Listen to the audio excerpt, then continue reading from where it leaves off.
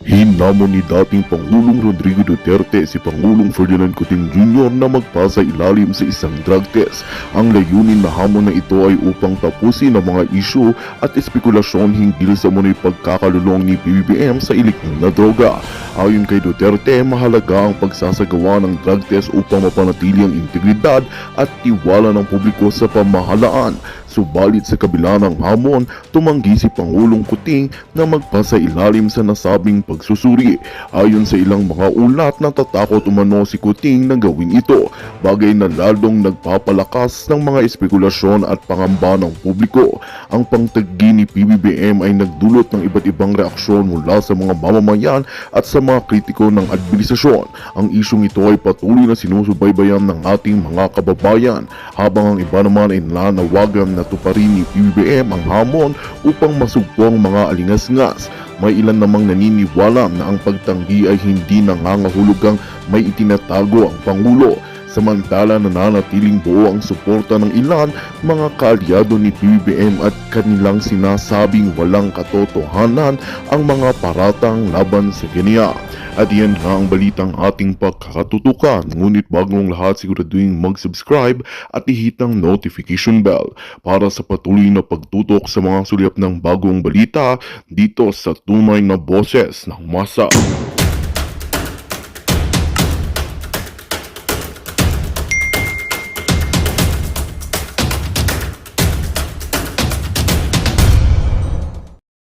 You see these things, alam niyo na po kung ano ang kailangan gawin.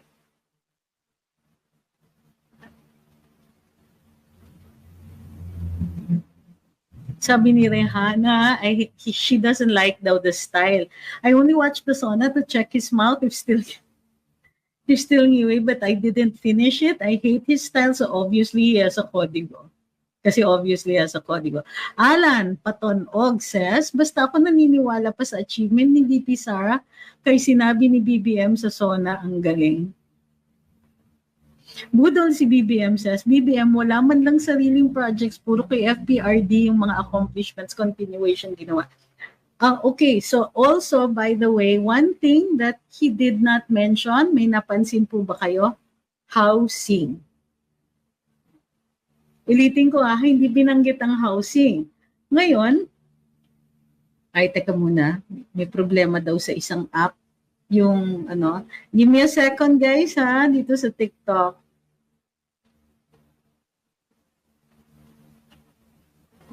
I just want to make sure that there are no other apps that are open that could interfere with the signal. So, ayan. Ayan, okay na. So, hindi po. So, ano yung mga hindi nabanggit? Maharlika Fund. Okay? Diba? Because merong mga nakita tayong mga action, especially in recent months, tungkol dito, pero wala naman pong report on that one. Housing. Hindi na matutuloy yung 1 million housing units per year, and so hindi na po niya binanggit. Ngayon, mukhang fail. Okay? Binanggit niya na mahal naman ang presyo ng pagkain, pero hindi na po niya binanggit yung mga dati niyang solusyon. Iba na po yung solusyon na kanyang sinusulong. Ano pa? Marami po tayong hindi naririnig ng mga accomplishments that came from from this BBM admin itself.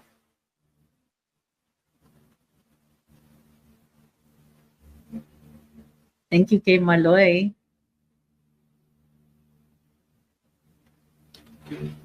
Sabi ni John, magkano kaya yung sa malakas pumalakpak? These are the things they didn't announce. Leah Buscaglia, good evening. Hi kay Ma'am Ann. Okay, so the unfortunate thing is yung Sona ay on the same day na lumabas isang video. Now, we don't know kung naging successful ang Sona and believable kung hindi lumabas yung alleged video. Now, this video had been talked about before. Matagal na pong pinag-uusapan yung video na yan. At mayroon pa nga, iba nga dito yung mga trolls mismo, sinasabi nila na, kung may video yan, dapat ilabas nyo na. And so maraming ganon. And I'm wondering now, ano kayang update sa mga taong yon? So, ang dalawa ang reactions. Unang-una, may mga taong nagsasabi peke yan and so on. And the funny thing is that yung mga nagsasalita ng patapos have not done so after an investigation. Mabuti pa nga ang DILG dahil ang in-announce nila ay mag-uumpisa sila ng isang investigasyon. Samantalang ang Department of National Defense at ang DICT ay nagsalita na po ng tapos. Okay. Ano pa? May reactions, of course, and we've noticed a movement among the FLOL armies. Sila po ay dumami at personal ang mga attack, lalong-lalo na dun sa mga speakers ng maisog. May statement nga po kahapon si Cabsec Evasco tungkol dito. Sabi ni Super G kanina sa interview kay Representative Castro, parang kitang-kita na stress siya. Problemado yata. It's possible kasi na wala po silang naririnig na affirmations na tutulungan sila ng administrasyon na ito. So, it's also possible na nakakatikim sila ng pagdededma from the administration. Naku, masakit yan. Masistress ka talaga dyan. Glean says, nakakatawa po yung SONA kanina, lalo na nung nakita ko yung mga miyembro ng teroristang grupo, particularly si Franz Castro na convicted sa kasong child abuse at kidnapping. Child abuse lang po. Lang kidnapping. Ayun, sabi ni Freddy, no Maharlika fan. That is correct. Diba?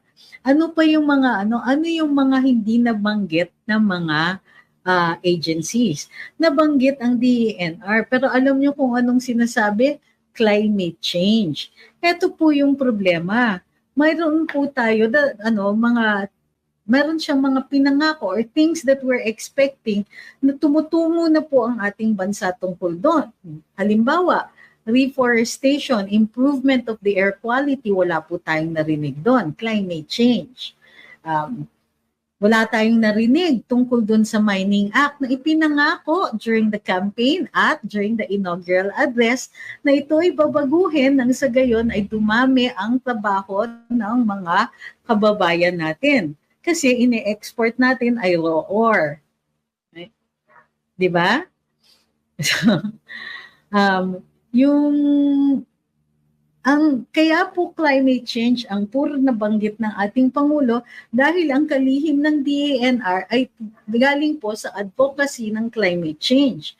At hanggang ngayon, hindi pa rin na kaka-adjust ayon sa mga insiders natin na doon sa DENR, siya po ay may capability na to understand and to deal with the other things that the DENR has to deal with. Number one, yun na nga, yung diminishing forests. Kailangan mag-reforest, kailangan ayusin yung stewardship schemes and all that. Yung protection ng national landscapes at yung protection ng ating mga forest rangers. Ano pa? Yung dapat very active ang ating DENR sa pagtutulak ng pagpasa ng Land Use Act. Ngayon, itong Land Use Act na ito ay diniscuss ng ating Pangulo noon pa lang sa kanyang inaugural address at sa SONA 1.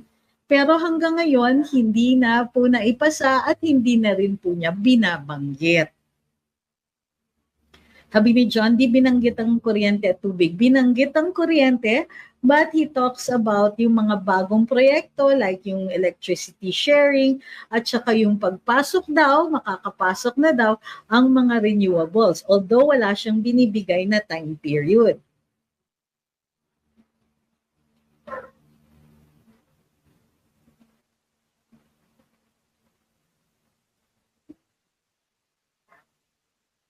Sabi ni period, ngayon ko lang na-realize kung bakit di pinalo si Gibo manalo dahil di siya magaling na leader. Ano po ang napansin ninyo na missing sa SONA ngayon? Actually, ang daming pag-uusapan. So bukas po, pag-uusapan pa rin po natin ito.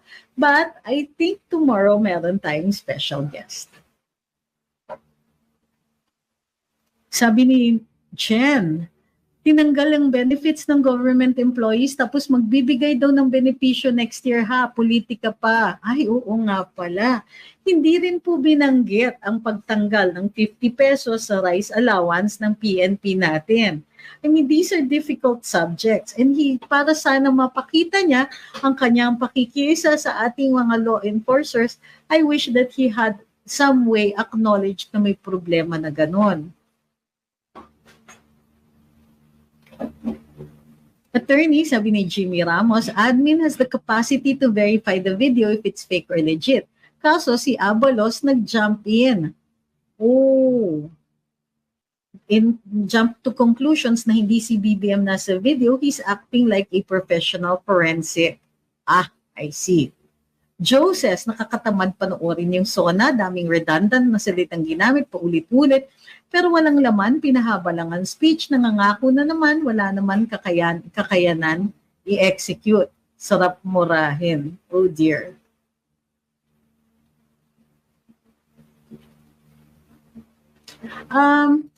Sabi ni Marlon, multiple libel lawsuits coming soon by this government. What else is new? Have a great day. Now, I'm not sure if libel po they can be filed by the government. What they can do is, well, individuals po ang magfa-file. So, yun na lang po ang iintayin natin.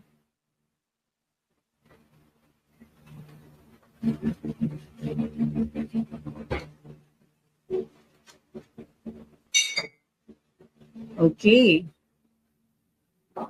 Hi, kay Ma'am Dina. She's watching from Israel.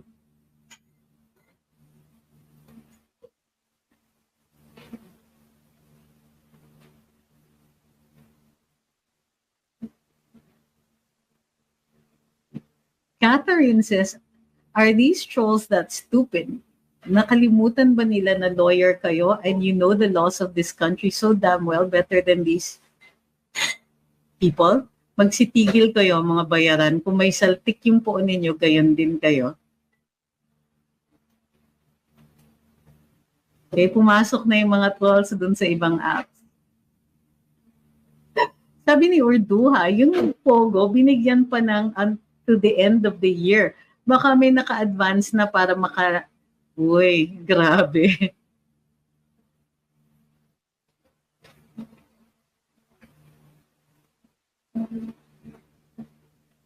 Cloud8 says, paano kung mahanap nila, naglabas talaga niyan, tapos di pa uso ang AI noon? Anong palusot nila? Hindi na lang kasi sinabing imbestigahan muna, kaso naglabas agad ng opinion. Pinoy Trending says, kung di AI yan, bakit di sila gumawa ng AI na ganon at ipalit ang mukha ni Maharlika?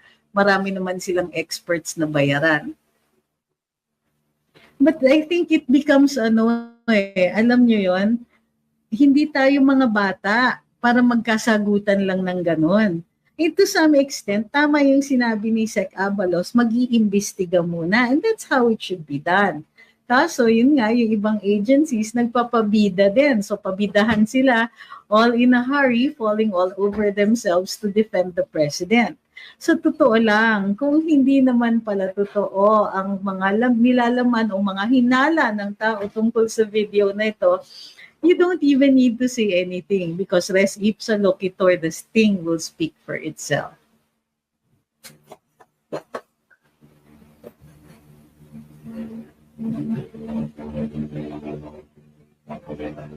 Siguro dapat tama kayo, maningil tayo ng troll fee. Pay troll. Toll for the troll.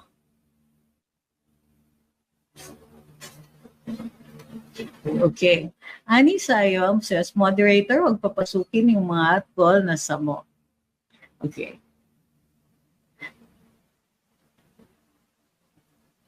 Ibarra, hi, says, halos lahat po ng nabanggit na proyekto started and inaugurated under the Build, Build, Build program ng Duterte admin. Hindi man lang nagpasalamat, maraming salamat FPRD sa Build, Build, Build program.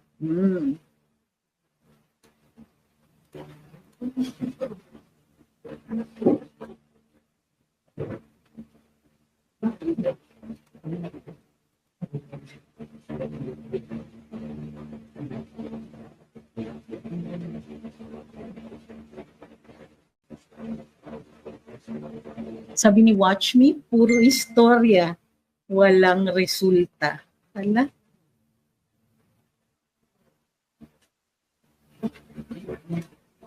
Sabi ni Catherine, somebody mentioned earlier in SMNI that BBM did not even mention any updates on the palpak na Maharlika Investment Fund. Mga kasinapunta lang sa bulsa. Wow! That's a terribly na accusation. Pero para sa akin, their failure to give updates is already wrong. Kailangan ilabas yun because it was a much heralded project. It still is. Plus, they're holding a lot of money.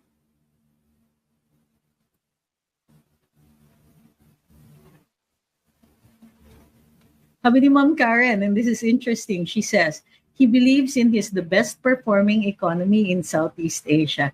Saan? Why is he doling out ayuda if it is?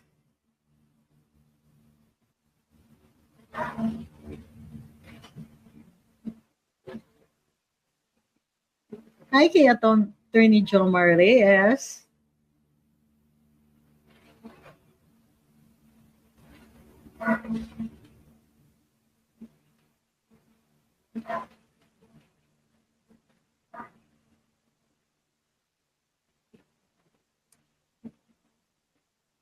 Oo nga, no, ang dami. It's interesting that they should send so many. Kasi the reason they send many is really to stop us from talking. And ano yon, violation ng ating karapatan, yung mga ganyan. Di ba?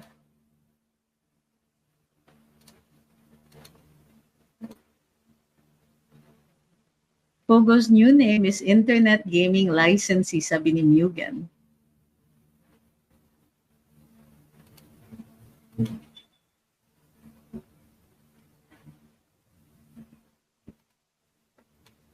Okay.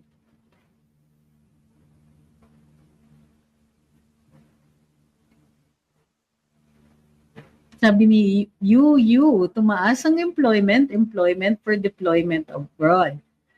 Arman says, haka-haka lang achievements. Hi Ian, sabi niya, achievement, epic fail, love campaign ni Secretary Fiasco. Hindi ko talaga pinopromote ang slogan na yan sa travel vlog ko kasi napaka-cringy pakinggan. Totoo.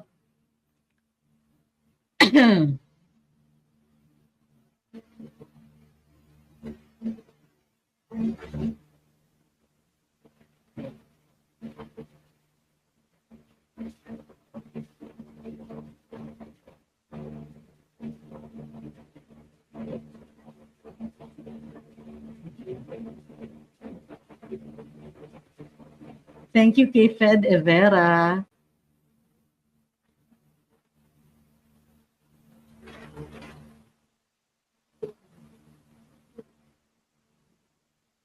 This is so interesting. I was looking at the comments and I realized that some of them are genuinely angry because they're afraid of losing livelihood. And I really apologize that you're going to lose livelihood the moment we start ignoring and banning and blocking you. But ganyan ang buhay and that's the risk you have to take. Sabi ni Cuenca at yan sa pakiramdam ko 20 years mamayagpag yung mga Marcos. No. Suportado siya ng mga senador at Congress sa pamamagitan ng pera, di sila makapalag. Alam nyo, sir, I don't think that is valid. Number one. Kasi sa totoo lang, gising ang mga tao. Ang dapat kinatatakutan nila is an informed and aware citizenry. Pero kapag kayo po ay magbabawas, if you will take away hope from the people, then you're just as bad as the people who oppress us. Kasi sa totoo lang, the one thing we do have is hope and ability. And the fact that we are already capable not just of recognizing it, pero marami po tayong magkakampi. So, kung kayo po ay nawawalan ng pag-asa, huwag nyo naman i-deprive yung mga tao na mayroon pa.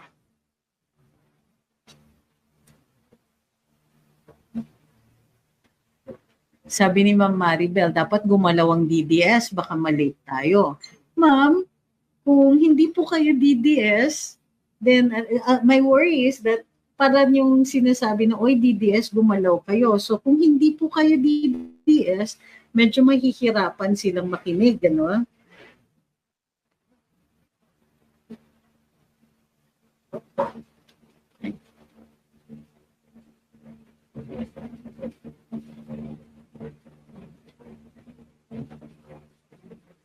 Ito ay atin. Ito ay atin. Ay. Ito ay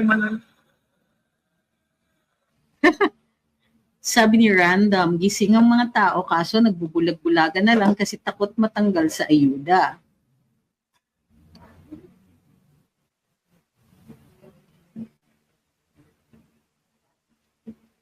Lirio Gabutin says no to privatization of NAIA. It's too late po. Privatize na po ang operations.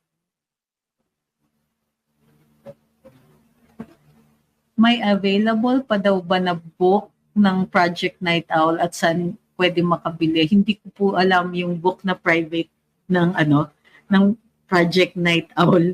Ang alam ko lang po yung sa Kingmaker. Leona says, di na gets ang experiential tourism ni Baby M. Ano kaya yan? Pagpasok pa lang ng airport, walang kuryente. Part po yon ng experience.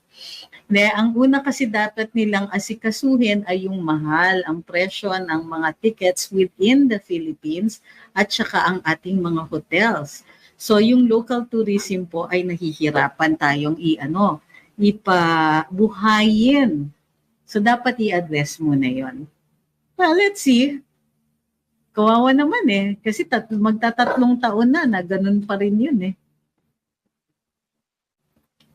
Sabi ni Ma'am Christine, I tip my hat to BBM and his defenders in the case that they can't lie that he's not a user. Puro that bid is destabilizing the admin lang reaction. So weak. Yes, and it is very clearly seen.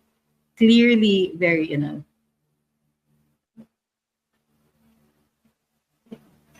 Good night. So maraming salamat sa lahat ng sumusuporta dito, lahat ng sumubaybay, lahat ng nag-like, share, follow, at subscribe, at sa lahat ng mga gifters dito sa atin sa TikTok.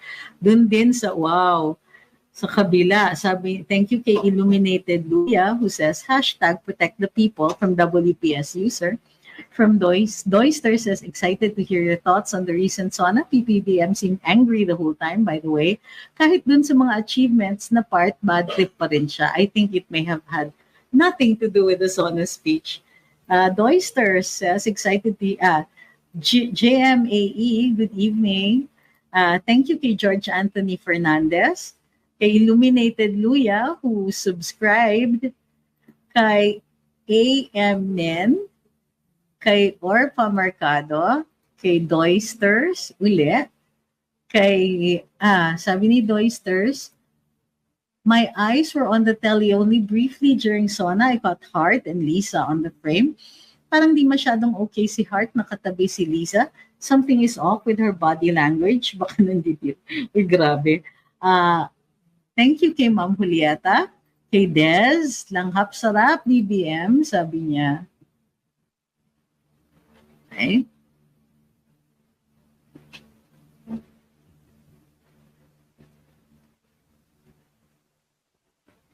Okay. Gusto kong makita po yung comment na binabanggit dito sa Yes. Yeah.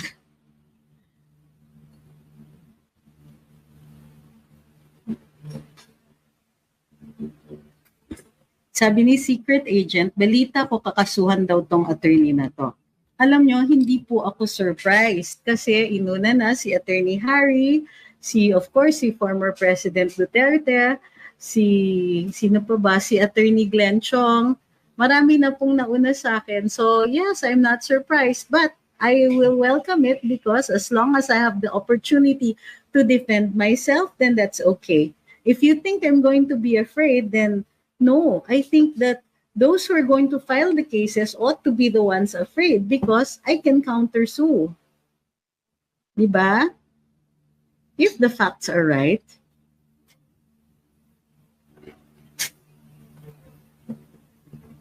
No to cyber criminals. Hi.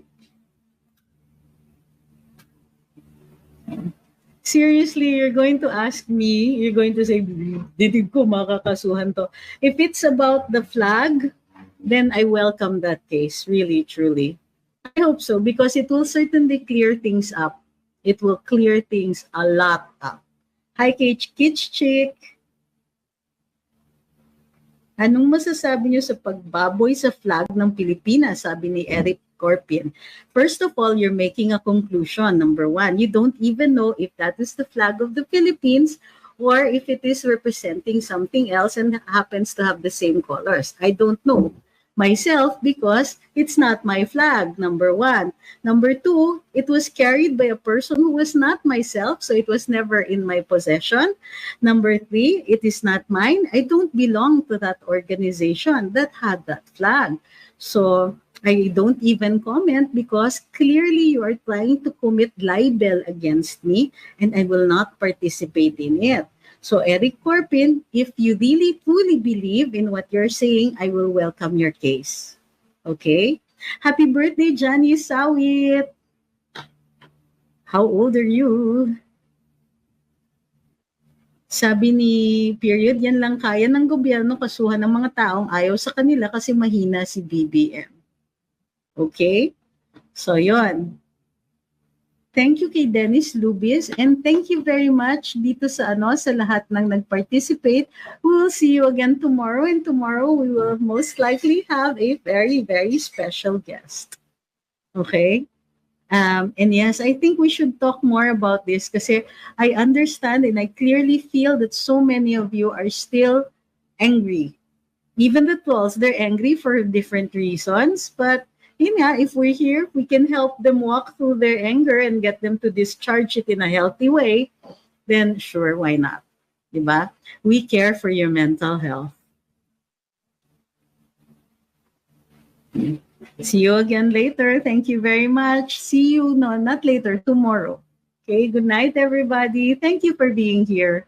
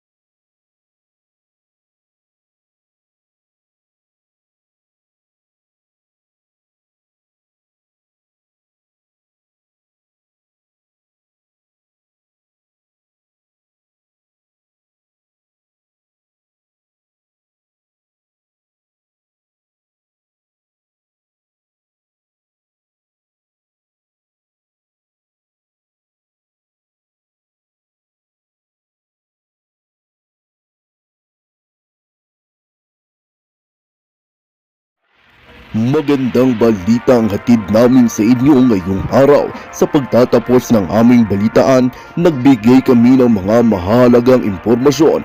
Maraming salamat sa pagtutok at pagsuporta sa aming programa. Huwag kalimutang manatili sa mga susunod na araw para sa mga bagong balita at mga kwento na dapat nating abangan. Mula sa Boses ng Masa, magandang araw Pilipinas!